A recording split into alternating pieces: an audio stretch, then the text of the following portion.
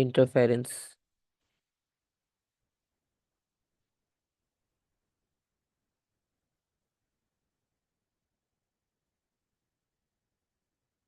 अच्छा, इंटरफेरेंस में ये होगा कि आपने दो वेव्स को कंबाइन करवाना है एक पॉइंट पर, और उन दो वेव्स की कुछ कंडीशंस होंगी, वो कंडीशंस याद रखनी होती है आपको कि कौन कौन सी कंडीशंस होंगी। और कंडीशंस बहुत सिंपल सी होती हैं कि दोनों वेव्स की फ्रिक्वेंसी एक जैसी हो, ताकि आपको ये डाउट ना हो कि जो रिजल्ट आ रहा है ये किस वजह से डिफरेंट आ रहा है। मे बी फ्रीक्वेंसीज अलग अलग है इसलिए हमें डिफरेंट रिजल्ट मिल रहा है। तो इन सारी चीज़ों की वजह से हम सेम रखते हैं ताकि स्टडी करना इजी हो जाए। और इसमें एक स्टैंडिंग वेव का कॉन्सेप्ट आएगा। ठीक है, वो इंटरफेरेंस की बात करेंगे। अभी हम सिंपल वेव्स के बारे में डिस्कस कर रहे हैं, जो हमने जर्नली वेव्स के बारे में इंफॉर्मेशन हमें पता है। तो इंटरफेरेंस के लिए अगर आपसे डेफिनेशन पूछे तो आप डेफिनेशन लिखोगे कि when two or more waves meet at a point.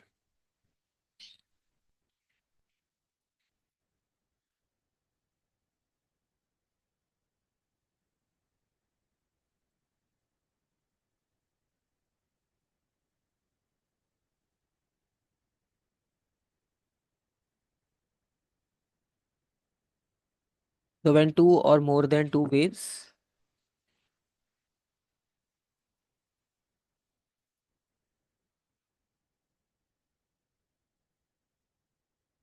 Meet at a point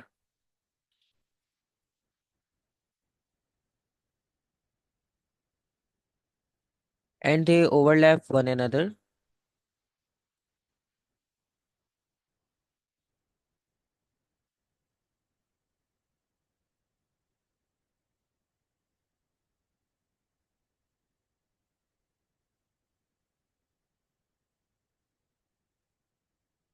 two produce अ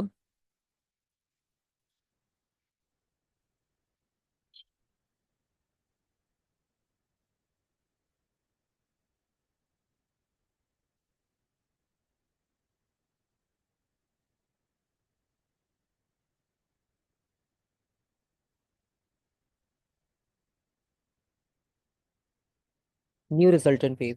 ठीक है, तो सिंपल सा एक पॉइंट पर आपने दो या दो से ज्यादा वेव्स को ऐड करवाना है, और जब वो ऐड होकर एक दूसरे को ओवरलैप करेंगे तो उसके रिजल्ट में आपको एक न्यू वेव मिल जाएगी। अच्छा, अब न्यू वेव में भी दो पॉसिबिलिटीज हैं। या तो वो दोनों मतलब कंबाइन होकर पहले से बड़ी वेव बना सकती है, या वो कंबाइन होकर पहले से भी कम वेव बनाएगी, कम एम्पलीट्यूड की वेव। ठीक है। अच्छा, हम इसमें मैक्सिमम और मिनिमम कॉन्सेप्ट को सिर्फ कंसिडर करेंगे, क्योंकि आपके पास मैक्सिमम और मिनिमम के बीच में भी काफ़ी सारी पॉसिबिलिटीज़ आ सकती हैं, लेकिन उन्हें हम ऐड नहीं करेंगे। ठीक है, क्योंकि हम जर्नल मैक्सिमम और मिनिमम के लिए कैलकुलेट कर लेंगे तो बाकी वैल्यूज़ भी आप फिर कैलकुलेट कर सकते हो इजीली। लेकिन उससे पहले इसकी कंडीशंस आएंगी।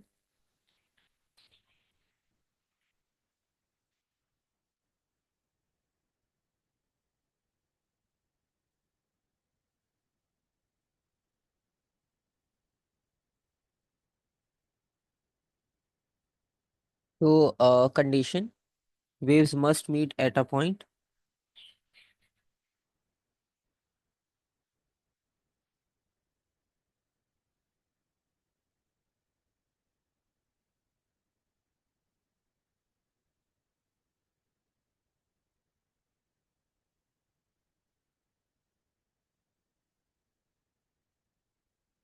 नंबर टू, कि इनकी जो नेचर है वो सेम होनी चाहिए। मतलब अगर एक साउंड वेव है तो दूसरी भी साउंड हो। ऐसा नहीं हो कि एक साउंड के साथ एक लाइट वेव को इंटरफेयर करवाने की कोशिश करें, क्योंकि दोनों की नेचर अलग है तो इंटरफेरेंस उसमें हो नहीं पाएगा जिस तरह से हम करवाना चाह रहे हैं। सो वेव्स मस्ट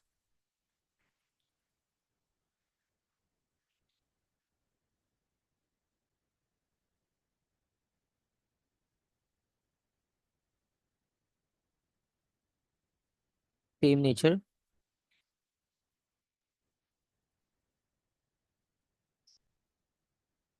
और उसके अलावा नंबर थ्री, कि इनकी फ्रिक्वेंसी जो है वो सेम होनी चाहिए। मतलब थोड़ी बहुत अगर डिफरेंट हो तो सही है, चल जाती है, लेकिन आपके पास इसमें हम यही कंसिडर करेंगे कि सेम है। ठीक है।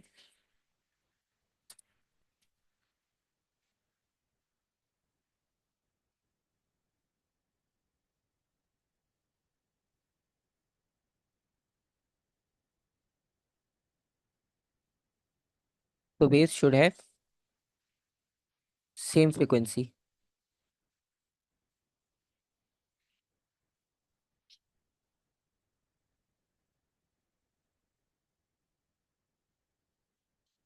तो ये कंडीशंस कंपलसरी हमें अप्लाई करनी होती है इंटरफेरेंस के लिए, क्योंकि कुछ क्वेश्चंस पास पेपर्स में आपको मिलेंगे, उसमें कंडीशंस पूछते भी हैं, और कुछ में इनडायरेक्टली आपको यही आंसर मिलता है।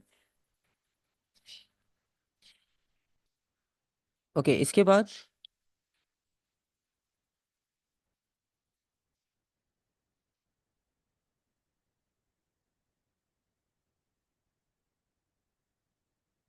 अच्छा, अब इसमें इंटरफेरेंस की जो कैटेगरीज है हमारे पास, जैसे हमने यहाँ मेंशन किया कि मैक्सिमम और मिनिमम हो सकती हैं।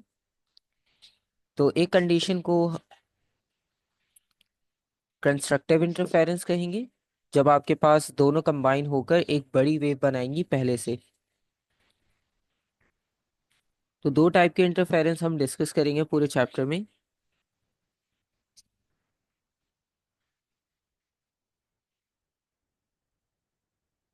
कंस्ट्रक्टिव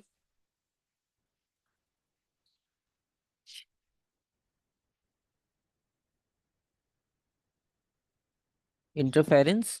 और कंस्ट्रक्टिव इंटरफेरेंस का मतलब ये होगा कि आपने दो वेव्स को कंबाइन किया और फाइनल रिजल्ट आपको पहले से भी ग्रेटर मिलेगा। ठीक है, एक जर्नल एग्जाम्पल के लिए अगर हम ड्रॉ करते हैं वेव्स।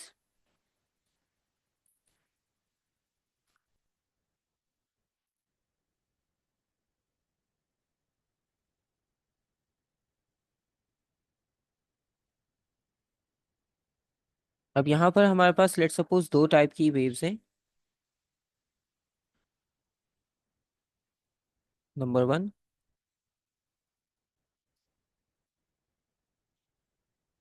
Number two. तो यहाँ पर आपके पास ये डिस्प्लेसमेंट आ जाएगा।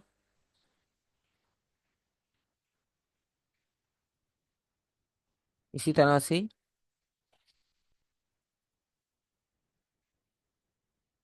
इसमें भी डिस्प्लेसमेंट। अब आप देखो, दोनों वेव्स में आपको पहले क्रस्ट मिल रहा है।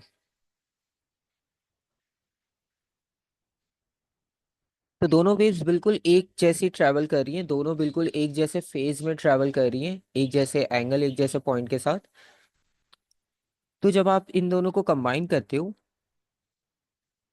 अब ये दोनों को कंबाइन कर दिया, तो कंबाइन होने के बाद जो रिजल्ट में आपको वेव नजर आएगी, वो नजर आएगी इस तरह से।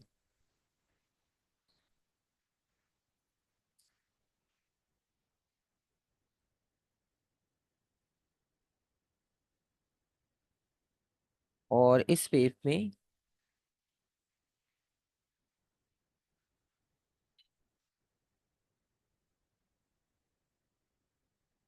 आपको ये रिजल्ट मिलेगा।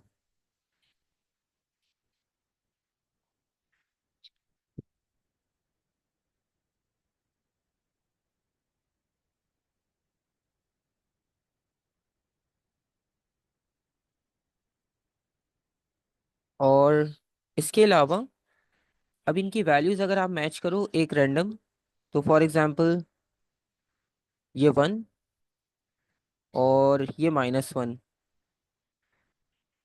और ये प्लस होकर कंबाइन होकर 2 और -2 मिलेगी।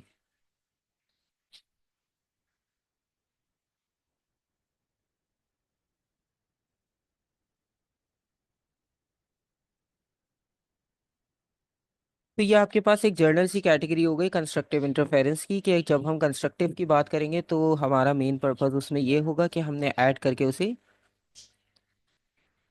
पहले से बड़ी वेव बना लिया। ठीक है, और डिस्ट्रक्टिव इसका ऑपोजिट हो जाएगा।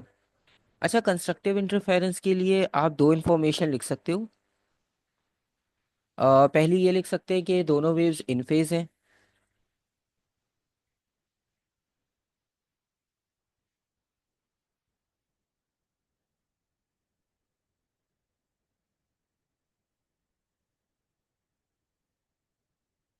या आप इसे ऐसे कह सकते हो कि जब वेव का एक crust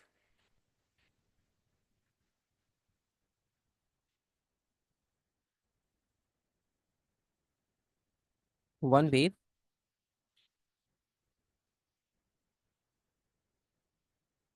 combines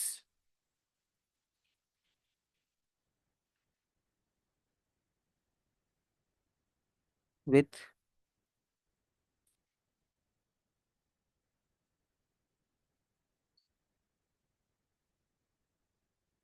trust of another.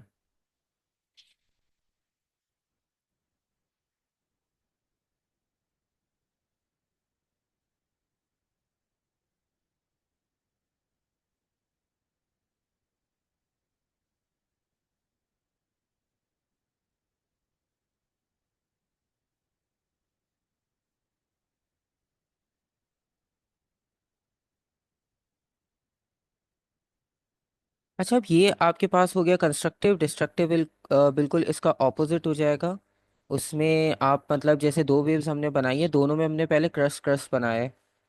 ठीक है, इसके अलावा क्या होगा कि जब हम एक का क्रस्ट बनाएंगे और दूसरे का ट्रफ, और जब वो कंबाइन होंगे ना तो वो एक दूसरे को कैंसिल आउट कर देंगे। तो जैसे एक प्लस है दूसरा -1 है, दोनों की डायरेक्शंस ऑपोजिट है, तो वो एक दूसरे को कैंसिल आउट करके डिस्ट्रक्टिव इंटरफेरेंस बना देंगे।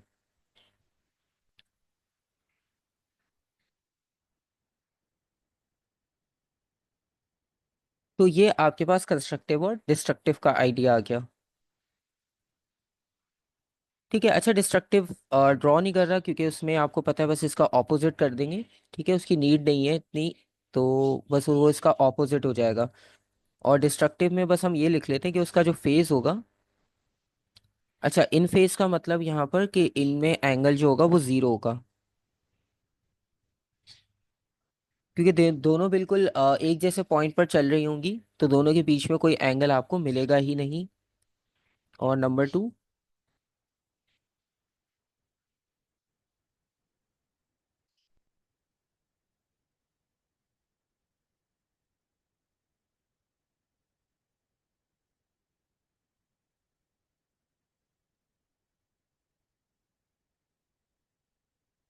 Destructive interference.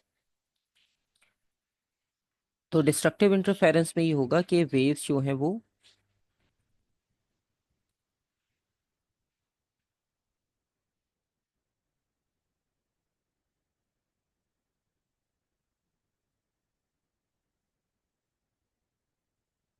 इसमें फेज ऑपोजिट होगा और फेज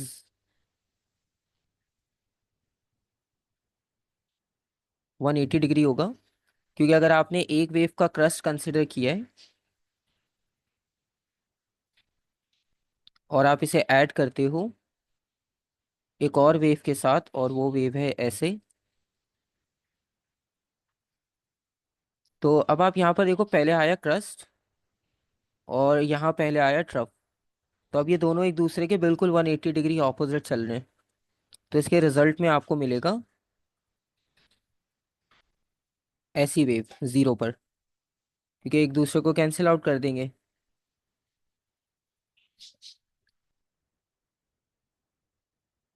ठीक है, तो ये आपके पास कॉन्सेप्ट हो गया। यहाँ तक कोई क्वेश्चन है तो आप बताओ, वरना फिर हम इसे आगे कंटिन्यू करते हैं।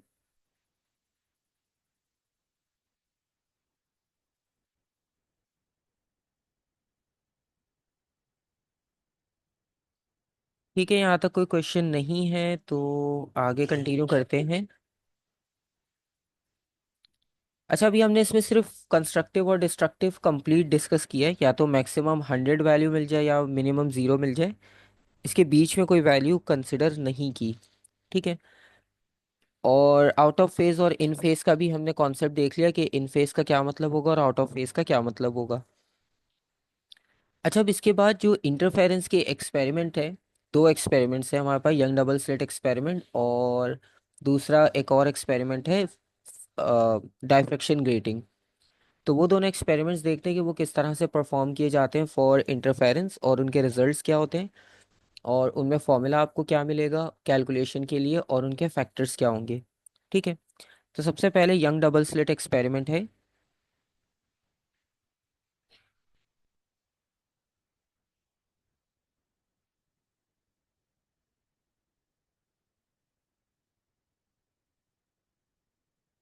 Young double slit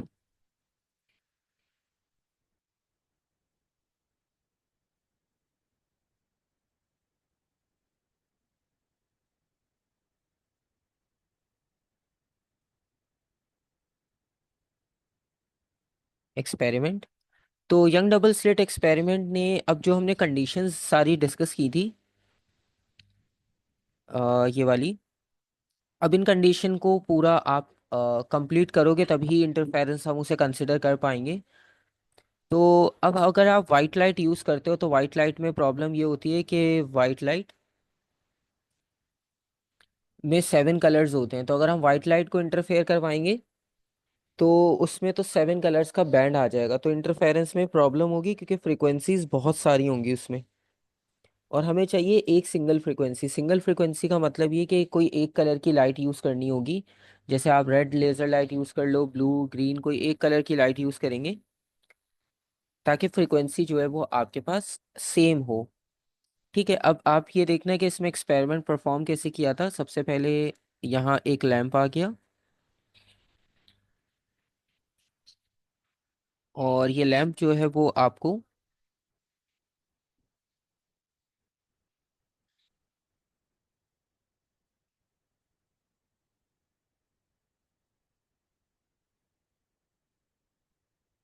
monochromatic light provide करेगा।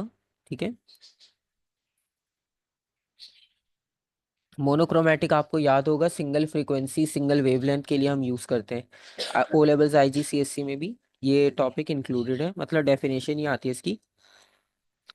अच्छा, अब इसके बाद यहाँ पर हेल्प लेंगे डाइफ्रैक्शन की, जो एजेस के थ्रू डिफ्लेक्ट्स होती हैं वेव, उसकी। इसके सामने लगा दिए स्लिट। अब इस स्लिट की वजह से होगा क्या कि लाइट जो है वो एजेस से स्ट्राइक होकर अलग अलग डायरेक्शंस में डेविएट हो जाएंगी। ठीक है, मतलब इन शॉर्ट आपको।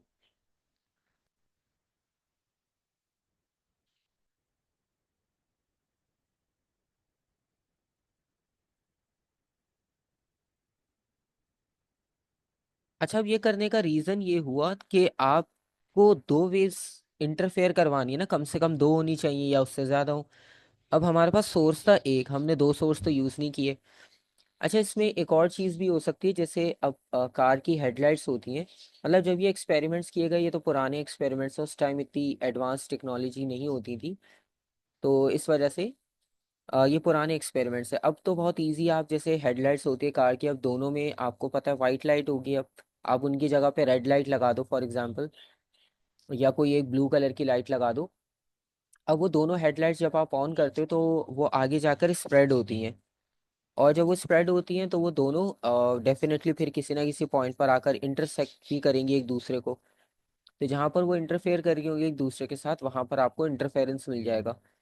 तो फिर जब आप वॉल पर ऑब्जर्व करोगे इसकी लाइट को, तो जहाँ पर इंटरफेरेंस हो रहा होगा वहाँ पे या तो आपको ज़्यादा ब्राइट लाइट नज़र आएगी पहले से, या पहले से कम ब्राइट नज़र आ रही होगी। तो दो रिजल्ट्स होंगे। ठीक है, इसी तरह से यहाँ पर आपको रिजल्ट मिलेगा, लेकिन यहाँ पर सेटअप थोड़ा सा अलग है, क्योंकि यहाँ पर आपने एक सोर्स यूज़ किया है और उस एक को दो में आपने ब्रेक कर दिया डायफ्रैक्शन की हेल्प से। इससे एडवांटेज ये होगा कि वो जो सिंगल फ्रीक्वेंसी थी ना, अब वो बिल्कुल एक जैसी एग्जैक्टली सिंपल है। ठीक है, क्योंकि यहाँ पे मोनोक्रोमैटिक लाइट थी तो एक फ्रीक्वेंसी थी, और आपने उसी को दो में डिवाइड कर दिया। तो इससे बेस्ट ऑप्शन होगा नहीं, क्योंकि अगर दो अलग लाइट भी होती तो उनमें थोड़ा बहुत डिफरेंस आ जाता है। तो इस वजह से यहाँ पर एक ही सोर्स को यूज़ करके ये एक्सपेरिमेंट परफॉर्म किया है। अब इसमें से फिर से डायफ्रैक्शन का फिनोमेना होगा,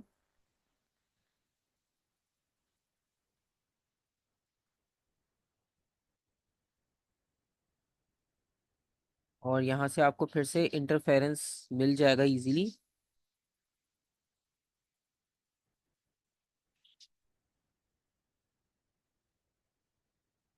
तो अब ये जो ग्रीन और पर्पल लाइन बीच में इंटरसेक्ट कर रही है ना, अब ये इंटरफेरेंस आपको यहाँ पर शो हो रहा है।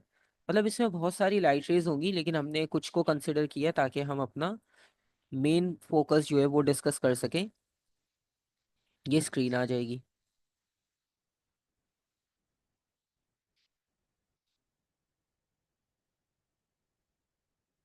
ये स्क्रीन आ गई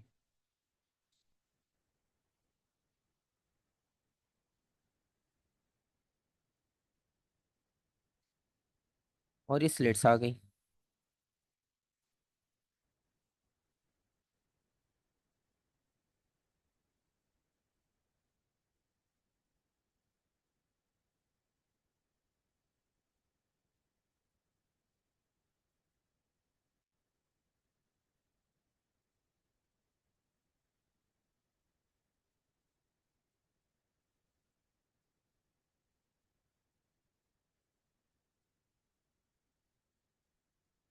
अच्छा, अब यहाँ पर आपको सेंटर में इंटरफेरेंस तो मिल गया। ठीक है, अब सेंटर में इंटरफेरेंस मिल गया आपको, और यहाँ पे आपने डायफ्रैक्शन की हेल्प ली।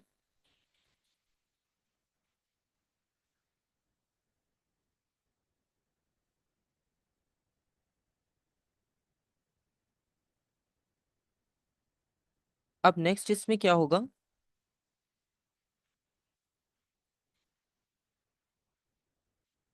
कि इसकी इंटरफेरेंस की जो रिजल्ट्स हैं वो आपने चेक करने कि क्या क्या होंगे। ठीक है। अच्छा, अब यहाँ पर बेसिकली जो सेंटर वाला पार्ट है ना, ये हमारे लिए मेन है, क्योंकि यहीं पर इंटरफेरेंस हो रहा है। बाकी पार्ट हमारे लिए इम्पॉर्टेंट नहीं है फिलहाल, क्योंकि वहाँ इंटरफेरेंस नहीं हो रहा तो हम उसे डिस्कस नहीं कर रहे। अब यहाँ पर सेंटर पार्ट कुछ ऐसा होगा, जैसे अगर आप लाइट कंसिडर करते हो वाइट कलर की, फॉर एग्जांपल, मतलब अभी वाइट कलर हम यूज करें, तो आपको मतलब डार्क ब्राइट इस तरह के जो है वो उसमें से सीक्वेंस नजर आएंगे। ठीक है, अभी तो क्योंकि हमने फ्लैट बनाया ना पेपर पे, नॉर्मली क्या होता है कि रिंग की फॉर्म में आपको नजर आते हैं एक्सपेरिमेंट में। ठीक है, और आपको कुछ इस तरह के रिजल्ट मिलेंगे।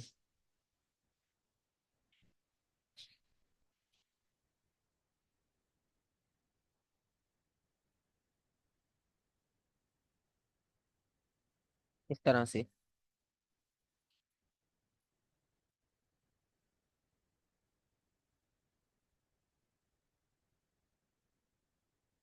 अब यहाँ पर ये जो वाइट ब्लैक जो सीक्वेंस बना है बेसिकली, ये इसलिए बनाया हमने कि ये जो वाइट कलर है बेसिकली, ये आपको शो कर रहा है ब्राइट फ्रिंज।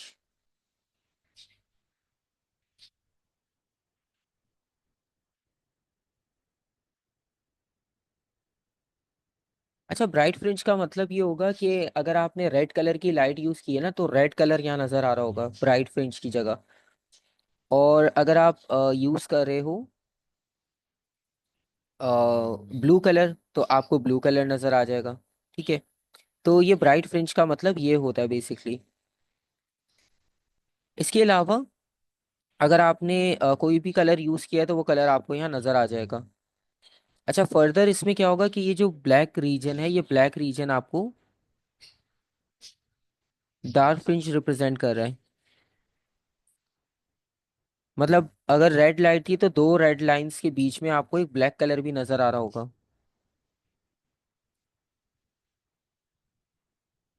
Dark fringe.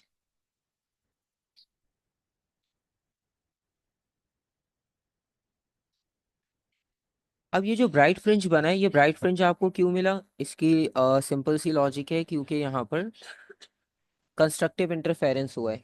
ठीक है, इस वजह से आपको ब्राइट फ्रिंज मिला।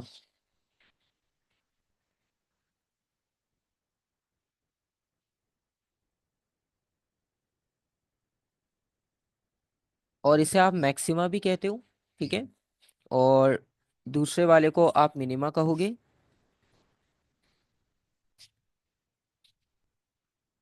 और इसके अलावा ये जो मैक्सिमा है,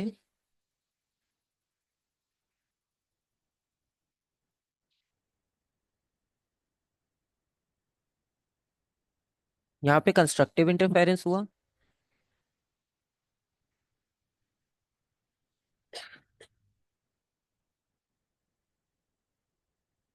यहाँ पे डिस्ट्रक्टिव इंटरफेरेंस हुआ। ठीक है, तो ये रिजल्ट्स होते हैं बेसिकली आपके पास, जो आपको यहाँ से मिलते हैं।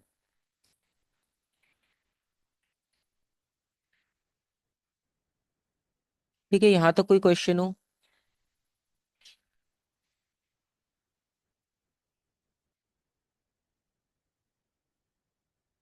ठीक है, यहाँ तक कोई क्वेश्चन नहीं है। और अच्छा, वैसे भी आप इसको इंटरनेट पे भी सर्च करोगे तो आपको इसका प्रैक्टिकल लैब का एक्सपेरिमेंट मिल जाएगा। मतलब ये यूनिवर्सिटी लेवल्स पे करवाए जाते हैं लैब में एक्सपेरिमेंट, स्कूल कॉलेज लेवल पर नहीं होते।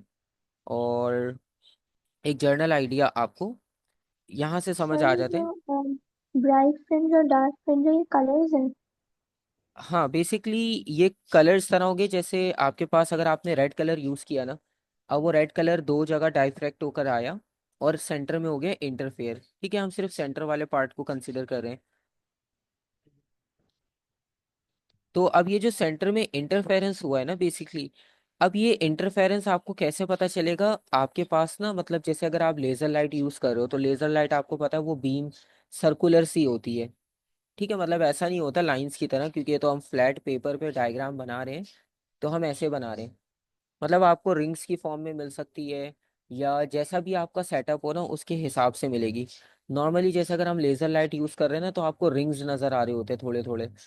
तो उसमें ये होगा कि रेड कलर था, तो आपको ऐसे सीक्वेंस नजर आएगा रेड, और फिर बीच में कुछ भी नहीं, मतलब ब्लैंक डार्क, क्योंकि ये परफॉर्मेंस डार्क रूम में की जाती है ताकि लाइट नजर आए, क्योंकि ये लाइट बहुत कम नजर आती है, ऐसा नहीं बहुत क्लियर नजर आती हो। और फिर आपको जहाँ गैप नजर आ रहा होगा, मतलब बिल्कुल ब्लैक वॉल नजर आ रही होगी, इसका मतलब है वहां पर डिस्ट्रक्टिव इंटरफेरेंस हुआ है। फिर रेड ब्लैक, फिर इस तरह से आपको सीक्वेंस नजर आएगा। ठीक है, इसका मैं आपको एक स्क्रीनशॉट शेयर कर रहा हूँ। ठीक है, वो आप इसमें देखना कि प्रैक्टिकली आपको ये इतनी माइक्रो सी ऑब्जर्वेशन नज़र आती है, कुछ इतनी खास क्लियर ऑब्जर्वेशन नहीं आती जैसे कि हम बना रहे हैं। ये तो हम समझने के लिए बना रहे हैं, लेकिन प्रैक्टिकल में आपको कुछ इतना इजी और क्लियर नज़र नहीं आता। सर अगर इसमें से रेड लाइट पास होती है तो और डिस्ट्रक्टिव इंटरफेरेंस होती है तो हमें किस तरह का नजर आएगा, ऑब्जर्वेशन क्या होगी? मतलब अगर लेट सपोज आपके पास वॉल ब्लैक है ना, क्योंकि हम ब्लैक वॉल यूज़ करेंगे तो बेस्ट रहता है, क्योंकि उस पर होगा कोई और कलर होगा तो उस पर नज़र आ जाएगा। वाइट होगी तो वो ब्राइट होगी, तो उसकी वजह से लाइट कोई और इतनी क्लियर नज़र नहीं आएगी। जैसे अब ये ब्लैक बैकग्राउंड है ना, तो इस पे हर कलर आपको क्लियर नज़र आ रहा है, रेड भी। तो आपने ब्लैक वॉल यूज़ की, अब आपने फॉर एग्जांपल रेड कलर की लेज़र लाइट यूज़ की, अब वो जाके इंटरफेयर हुई। तो अगर आपको दो रेड लाइंस नज़र आ रही हैं, जैसे यहाँ पे दो वाइट बनाई है हमने, और इसके बीच में आपको कुछ नज़र नहीं आ रहा, तो इसका मतलब वो जो कुछ नज़र नहीं आ रहा ना, वो डिस्ट्रक्टिव इंटरफेरेंस है। उसके रिजल्ट में आपको सिर्फ ब्लैक नज़र आएगा सीक्वेंस, मतलब सिर्फ वो ब्लैक वॉल ही नज़र आ रही होगी और कुछ नहीं। ठीक है,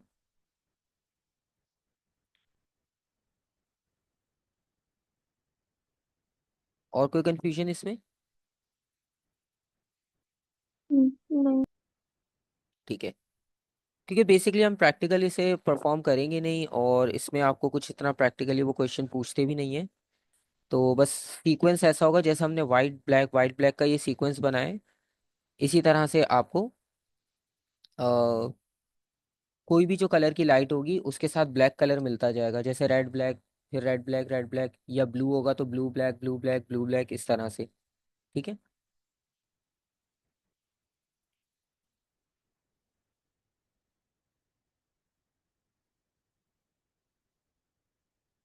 अच्छा, इसके अलावा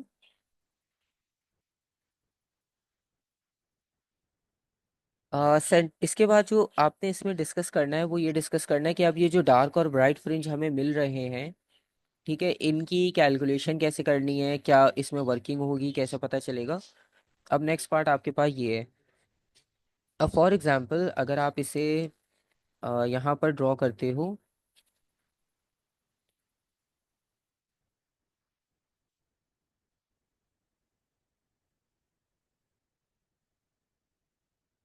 अब जैसे ये आपके पास जो है वो पैटर्न आया था हमारे पास इंटरफेरेंस का, उसे हम ऐसे बनाते हैं लेट सपोज। अच्छा, इसमें पता है क्या होता है? इसमें सेंटर में आपको लाजमी कंस्ट्रक्टिव मिलेगा। ठीक है,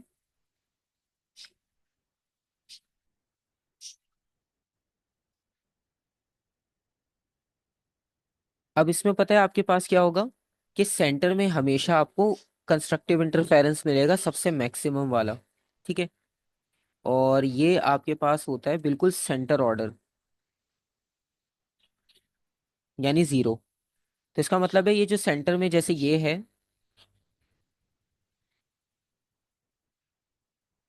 ये बिल्कुल सेंटर है। ठीक है, सेंटर में आपको बिल्कुल एक स्ट्रेट सीक्वेंस मिलेगा ब्राइट का, लाजमी। ठीक है, इसे हम एन जो है वो एन हमारा ऑर्डर है, मतलब सीक्वेंस। पहला कब मिलेगा कंस्ट्रक्टिव, दूसरा कब मिलेगा, तीसरा कब मिलेगा, इस तरह से। ठीक है, तो ये हमारा सेंटर है बिल्कुल, तो सेंटर को हमने लिखा जीरो, जैसे ओरिजिन होता है। अब इसके बाद आपको जो बाकी वेव का पैटर्न मिलेगा वो कुछ इस तरह का मिलेगा, जैसे सेंटर में तो मैक्सिमम हो गया।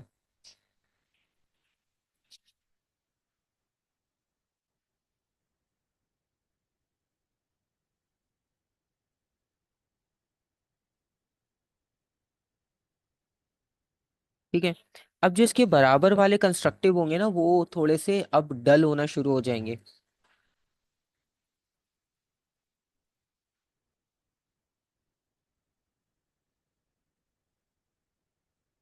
इस तरह से। तब आप ये देखो कि कंस्ट्रक्टिव इंटरफेरेंस की जो भी आपके पास पैटर्न है वो पीक कम होती जा रही है, मतलब वो आपको पहले से डल मिलेगा। सेंटर में बिल्कुल ब्राइट, फिर डल, फिर डल, फिर डल, ब्राइटनेस होती जाएगी इसकी,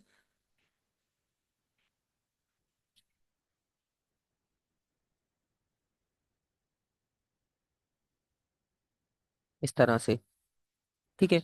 अब दोनों तरफ बिल्कुल एक जैसा पैटर्न चल रहा होगा, आप चाहे राइट साइड ले लो, आप चाहे लेफ्ट साइड ले लो, कोई भी आप कंसिडर कर लो। ठीक है। अब जैसे फॉर एग्जांपल, अब जैसे ये है,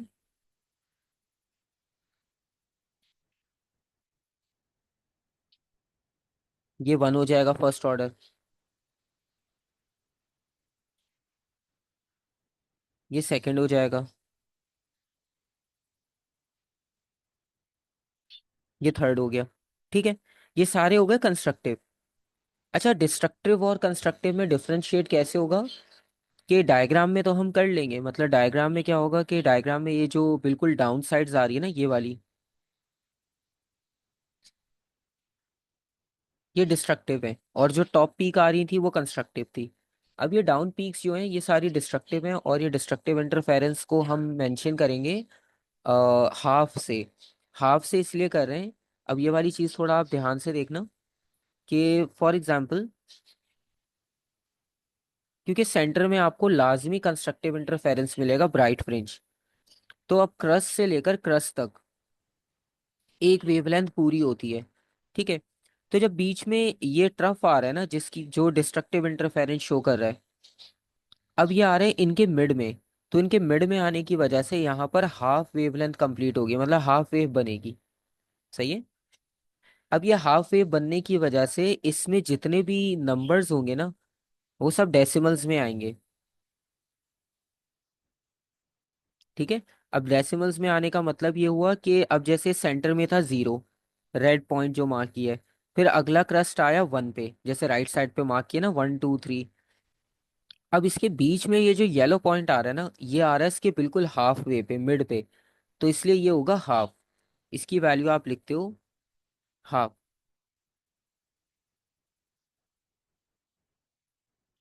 0.5। ठीक है।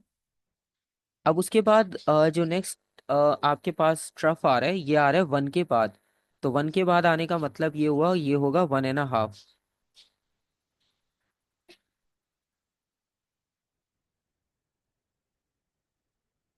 ठीक है। इसी तरह से अब आप देखो दूसरा रेड डॉट आ रहा है, तो वहां पे दो वेव्स कंप्लीट हो रही हैं, अब दो के बाद फिर ये मिड में आ रहा है, तो ये हो जाएगा टू एंड हाफ। तो ये इस तरह से काउंटिंग बनती है इसकी। ठीक है। इसमें कोई क्वेश्चन?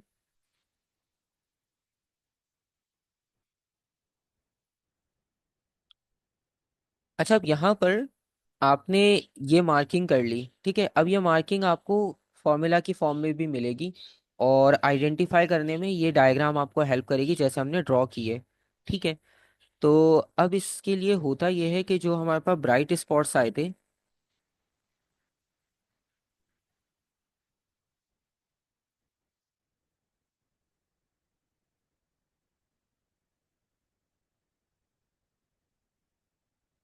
तो ब्राइट स्पॉट में होगा ये, सबसे पहली बात,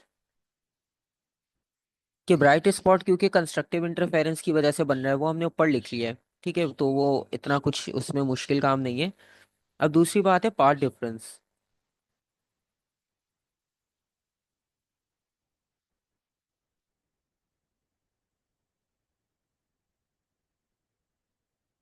अब पार्ट डिफरेंस क्या चीज़ होती है? पार्ट डिफरेंस, आप अगर नाम से रेफर करो तो डेफिनेटली दो पार्ट में डिफरेंस की बात हो रही है, तो ये बिल्कुल ऐसा ही होता है।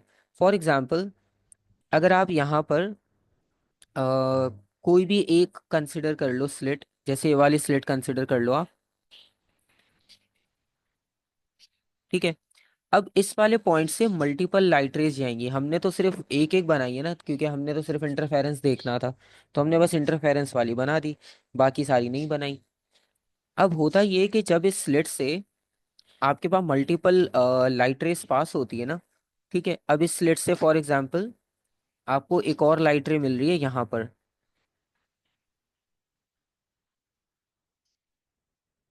और हमारा जो मेन फोकस है कंपैरिजन का वो इन दो पर है। एक हम इसे कंपेयर कर रहे हैं और एक हम इसे कंपेयर कर रहे हैं, ठीक है। अब आप ये देखो कि ये जो येलो और ग्रीन लाइन जिनको हमने स्टार मार्क किया और इन्हें हम कंपेयर कर रहे हैं, तो इनमें से कौन सी कलर की लाइट रे जो है वो पहले स्क्रीन पर पहुंच रही है, दोनों में से?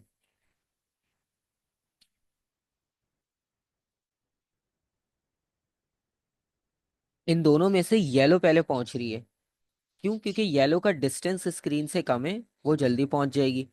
लेकिन ग्रीन जो है, क्योंकि वो अलग डायरेक्शन में जा रही है, उसका डिस्टेंस उस वजह से बढ़ गया, और डिस्टेंस इंक्रीज होने की वजह से वो थोड़ा सा लॉन्ग ट्रैवल करके पहुंचेगी स्क्रीन तक, ठीक है। तो बेसिकली इन दोनों के पाथ में जो डिफरेंस आ रहा है ना, मतलब अगर जैसे येलो ने फॉर एग्जांपल 8 सेंटीमीटर कवर किया, तो ग्रीन ने 12 सेंटीमीटर कवर किया, तो दोनों के बीच में 4 सेंटीमीटर का गैप आ रहा है, तो वो होता है पाथ डिफरेंस, ठीक है। लेकिन यहाँ पर क्योंकि हम इंटरफेरेंस की बात करें, और इंटरफेरेंस को मार्क करने के लिए हमें कुछ अलग वैल्यू चाहिए, क्योंकि हम वेव्स की फॉर्म में बात करें, तो हमें सिंपल सेंटीमीटर मीटर्स नहीं लिखना, हमें वेव्स की फॉर्म में रिजल्ट लिखना है। तो हम वेव्स की फॉर्म में रिजल्ट ऐसे लिखेंगे, एन लैम्डा। एन लैम्डा का मतलब ये हुआ कि यहाँ पर जो एन है, जैसे हमने ये ग्रीन कलर से मार्क किया ना एन, ये ऑर्डर है। ऑर्डर का मतलब पहले इंटरफेरेंस की बात कर रहे हो आप कंस्ट्रक्टिव, दूसरे की बात कर रहे हो, तीसरे की बात कर रहे हो, तो इस तरह से आपके पास सीक्वेंस है। तो यहाँ पर जो एन की वैल्यू है, या तो वो जीरो होगी, वन होगी,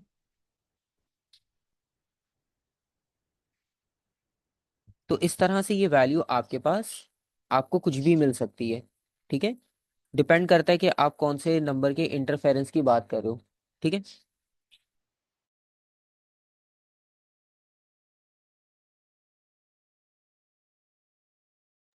तो यहाँ पर आपके पास जो एन की वैल्यू है, ठीक है, वो आपको कंप्लीट राउंड फिगर नंबर में मिलेगी, ठीक है। 1 0 2 3 4, इस तरह से कोई भी ऑर्डर की अगर आप बात करो कंस्ट्रक्टिवली।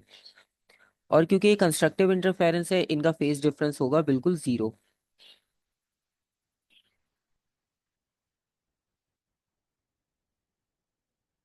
फेज डिफरेंस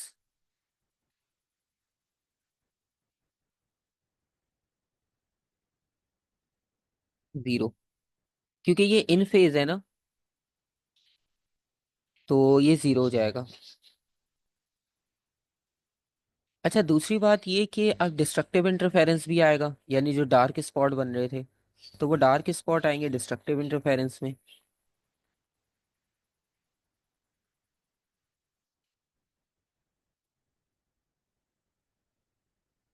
अच्छा, अब डार्क स्पॉट की ये आपके पास इंफॉर्मेशन है कि इनका जो पार्ट डिफरेंस है,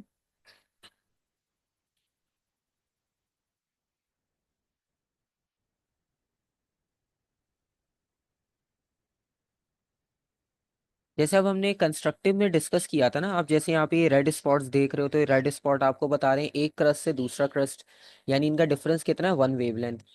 फिर दूसरे क्रस्ट से तीसरा क्रस्ट, फिर वन वेवलेंथ का डिफरेंस। और इसी तरह से जब आप पार्ट डिफरेंस डार्क का फाइंड आउट करोगे, तो वो आ रहे हैं मिड में, तो वो है हाफ। तो इनका जो पार्ट डिफरेंस होगा वो भी आप एन लैम्डा से मेंशन करोगे, लेकिन बस इसमें डिफरेंस इतना है कि यहाँ पर एन की वैल्यू या तो हाफ होगी, 1.5 होगी,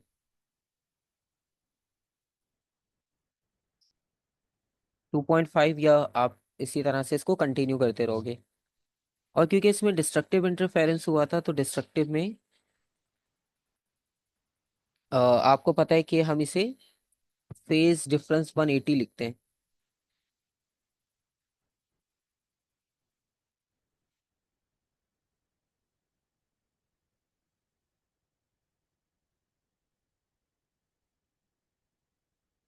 180।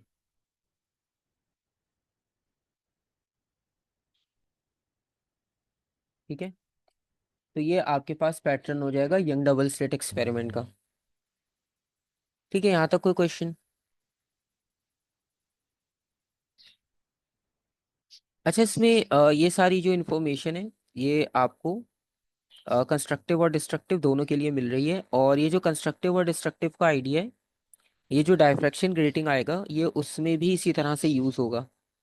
मतलब उसमें फॉर्मूला अपना होगा, कैलकुलेट करने का तरीका अपना होगा, लेकिन बेसिक कॉन्सेप्ट जो है वो इसी तरह से होता है। तो जब आपने ये एक के लिए कर लिया तो ये बाकी के लिए भी सेम रहता है।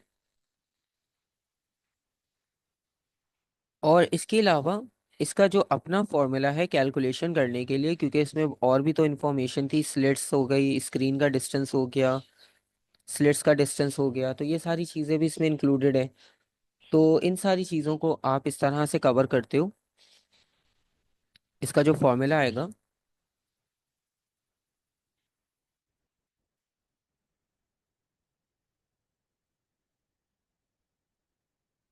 वो फॉर्मूला होगा एक्स इज इक्वल्स टू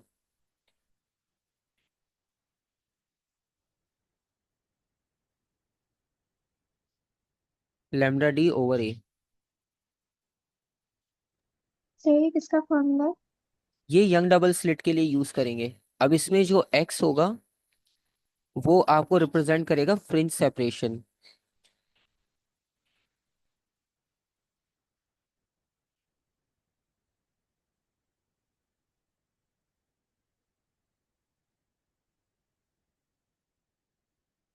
अब फ्रिंज सेपरेशन का मतलब ये हुआ कि जब आप डायग्राम में जाओगे, तो जैसे हमने यहाँ बात की थी, एक सेंटर में ब्राइट मिलेगा, फिर उसके बाद बाकी ब्राइट्स मिलेंगे। तो आप सेंटर वाले ब्राइट फ्रिंज के साथ अगर कंपेयर करोगे किसी और ब्राइट फ्रिंज को, जैसे कि ये,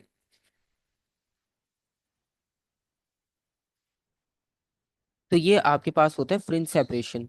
तो सेंटर से इसे मेजर किया जाएगा कि मतलब सेंटर से पहला, सेंटर से दूसरा, सेंटर से तीसरा। तो इस तरह से कंपैरिजन होता है। ठीक है, तो ये वैल्यू होगी एक्स की। मतलब जैसे अगर आप इस डायग्राम में देखो तो ये एक्स हो जाएगा। ठीक है, मतलब एक क्रस से, मतलब एक ब्राइट फ्रिंज से दूसरा ब्राइट फ्रिंज, लेकिन सेंटर वाला होना जरूरी है, सेंटर से कंपेयर करते हैं। उसके बाद ए की वैल्यू आएगी, ए का वैल्यू, ए की इसका मतलब होगा स्लिट सेपरेशन।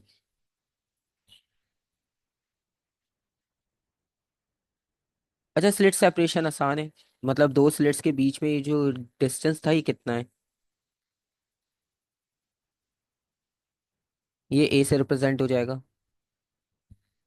उसके बाद फिर एक होगा स्लिट से स्क्रीन तक का डिस्टेंस।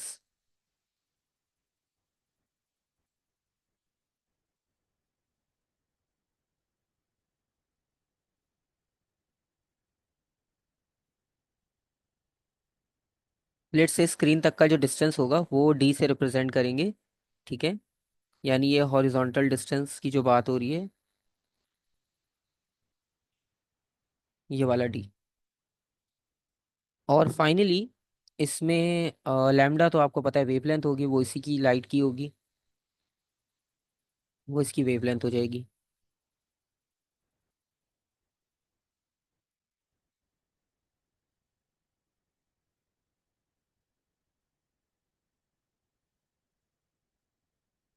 तो ये आपके पास पूरी इंफॉर्मेशन हो गई इस फॉर्मूला की, जो कि हम यंग डबल स्लिट के लिए सिर्फ इसके लिए यूज करते हैं। ठीक है। अच्छा, अभी इसमें ये फॉर्मूला आपको एक और जगह हेल्प करेगा जब हम इसके फैक्टर्स की बात करेंगे। मतलब अभी इसमें बहुत सारी चीज़ें ऐसी हैं, जैसे अगर लाइट की इंटेंसिटी पहले से बढ़ा दें तो क्या इम्पैक्ट होगा। अब ये जो स्लिट सेपरेशन है, अगर इसे हम कम कर दें या ज़्यादा कर दें तो क्या इम्पैक्ट होगा। अगर स्क्रीन का डिस्टेंस आप पहले से बढ़ा दो या कम कर दो, उससे क्या इम्पैक्ट होगा। तो इस तरह के जो फैक्टर्स हैं आपके पास, वो हम इसमें डिस्कस करेंगे। तो उसमें ये फॉर्मूला आपको हेल्प करेगा, क्योंकि इस फॉर्मूला से आप देख सकते हो कि कौन सी क्वांटिटी डायरेक्टली प्रोपोर्शनल है। जैसे अभी आप एक्स की वैल्यू को देखो, वो वेवलेंथ के डायरेक्टली है। तो अगर आप वेवलेंथ को बढ़ाओगे तो फ्रिंज सेपरेशन भी ऑटोमेटिक बढ़ना चाहिए। डिस्टेंस की बात हो रही है, स्लिट से स्क्रीन तक का डिस्टेंस अगर बढ़ता है तो फ्रिंज सेपरेशन भी बढ़ना चाहिए। और ए के साथ अगर कंपेयर करें तो वो ऑपोजिट है, मतलब स्लिट सेपरेशन अगर आप बढ़ाते हो तो फ्रिंज सेपरेशन कम हो जाएगा। जो रिजल्ट आपको स्क्रीन पे मिल रहा था वो छोटा होना शुरू हो जाएंगे, क्लोज आना शुरू हो जाएंगे।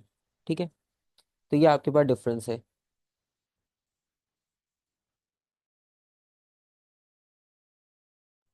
अच्छा, अब इस डिफरेंस के अलावा भी कुछ फैक्टर्स हम डिस्कस करेंगे। मतलब इसके अपने कुछ फैक्टर्स होते हैं जो क्वेश्चन में एज इट इज पूछे जाते हैं। ठीक है, और 5 इसमें इफेक्ट्स होंगे।